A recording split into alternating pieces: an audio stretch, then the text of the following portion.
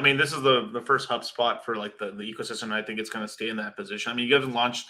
You guys obviously you're forking good projects and stuff, and you're making them pulse chain specific. But I also know that there maybe in the future you might even launch these on other chains as well. Who knows the future, right? But obviously this is Balancer. You've got a Aave fork and you've got a GMX fork, right? And I think this is the only one that maybe like Richard got a little like butthurt on a little, just a tad, right?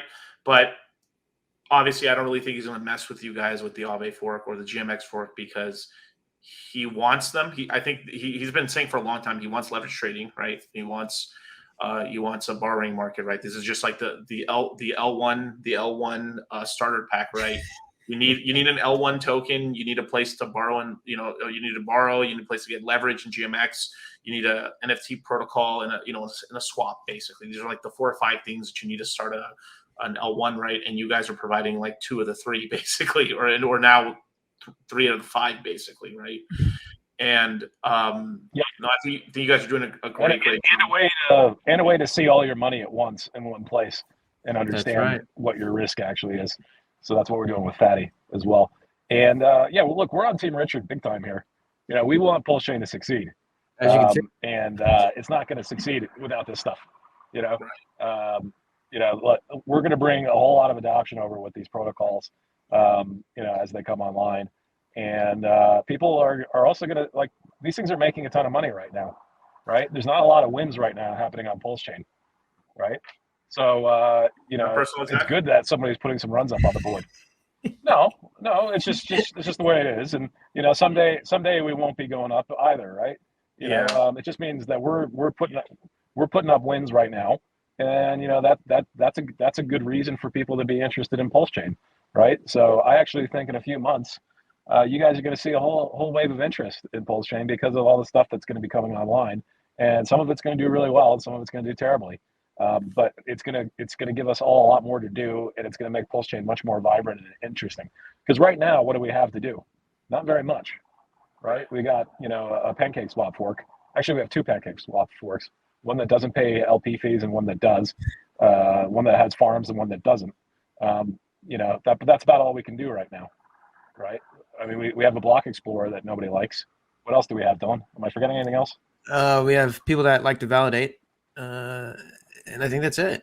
You can stake. We got a website. No, you can't stake HEX though. Oh yeah, that's right. That doesn't work. Fuck, I forgot. Yeah, you can't do that. But yeah, so there's only so much you can do right now. But I really quite like where we are because basically, you're right in that nobody's really launched much yet, and some people I think have a good excuse for that. I'd say Liquid Loans and Power City and ourselves, since we're using oracles, like we need to be careful. But I don't know where the rest of the people are, but hopefully they're going to be coming online very quickly. I chat with these guys every day, and they all say they're close.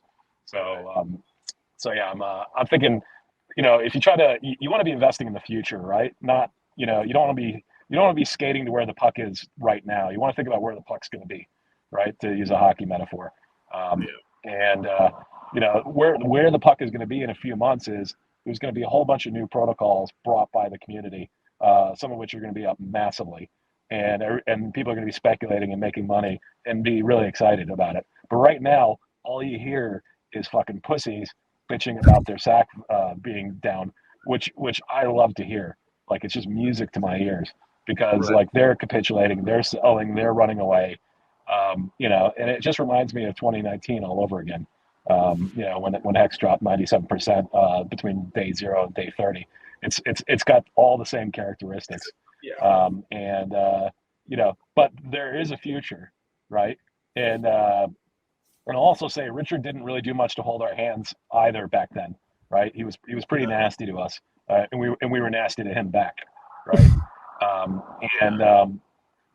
Some of us saw the future and bought at those low prices, and I think you're getting an opportunity now to really think about that. So as we drop, the opportunity set just gets better and better and better.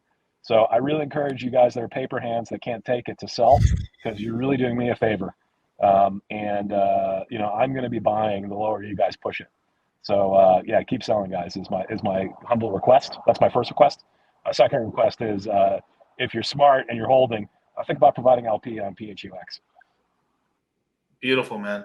Now I do have to defend. I know you kind of cleaned it up. You kind of cleaned it up a little bit at the end there, stuff like. But I mean, obviously, you know, like I mean, if fucking pulse chain goes down, dude, all this is fucking for naught, basically. Of course. Let's be for real. Like that's the one thing. But I get the energy as well. You guys have great products. You guys are doing great thing. One thing I really appreciate about you guys is you started these at like a reasonable market cap and reasonable prices and stuff, and are growing it that way versus like they start off with a very high inflated price and then could easily come down. So you guys are doing it right.